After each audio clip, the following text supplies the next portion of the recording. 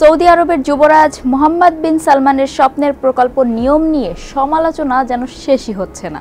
গুঞ্জন উঠেছিল অর্থ সংকটে বন্ধ হয়ে যাওয়ার। এরপর সৌদি আরবের ব্যাংকগুলো এগিয়ে এলে শুরুর ধাক্কা সামলে নেন এমবিএস।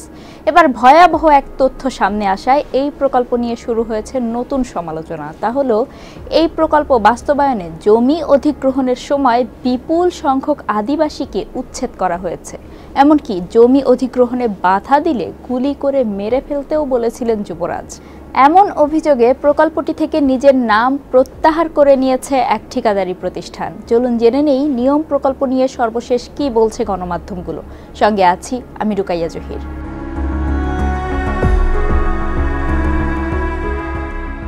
যুক্তরাষ্ট্র ভিত্তিক সংবাদ মাধ্যম বিজনেস ইনসাইডারের প্রতিবেদনে বলা হয়েছে, সৌদি কর্তৃপক্ষ নিয়ম বা দ্য লাইনের জায়গা অধিগ্রহণ করতে গিয়ে বিপুল সংখ্যক গ্রামের উপর বুলডোজার চালিয়ে স্থানীয়দের জোরপূর্বক উচ্ছেদ করেছে।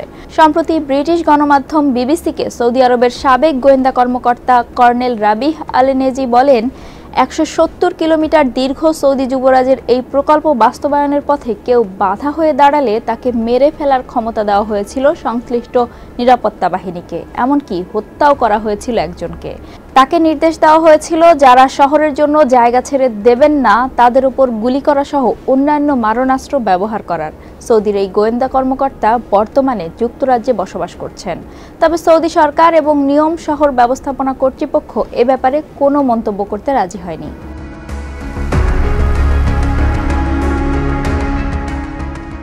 উচ্ছেদের বিষয়টি জানার পর প্রকল্পটি থেকে নিজেকে সরিয়ে নিয়েছেন সবুজ জ্বালানি বিষয়ক কোম্পানি সোলার ওয়াটারের প্রধান নির্বাহী ম্যালকম নিয়ম প্রকল্পে নবায়নযোগ্য জ্বালানির বিষয়টি নিয়ে মোট $10 কোটি একটি চুক্তিতে ছিলেন। কিন্তু নিয়ম প্রকল্পে মানবাধিকার লঙ্ঘনের প্রতিবেদনে এতটাই আতঙ্কিত হয়েছিলেন যে তিনি 2022 সালেই নিজেকে সেখান থেকে সরিয়ে নেন। এই বিষয়ে তিনি বলেন, মূলত মেগা প্রকল্পটিতে সবুজ জ্বালানি ব্যবহারের যে উচ্চাকাঙ্ক্ষা সেটি পূরণেই তিনি সেখানে যুক্ত হয়েছিলেন। তারা কেবল গ্রাম নয়, তাদের পথে বাধা হয়ে দাঁড়ানো সব কিছুর ওপর দিয়েই বুলডোজার চালিয়ে দেয়।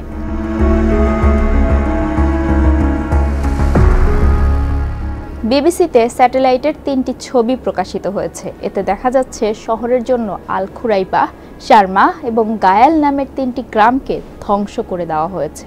এসব গ্রামে ওয়াইতাত গোত্রের মানুষ থাকতেন।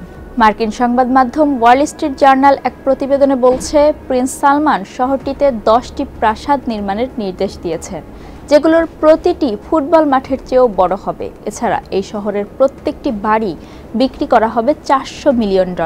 $500 বিলিয়ন এই শহরটি ক্রাউন প্রিন্স সালমানের ভিশন 2030 এর অংশ।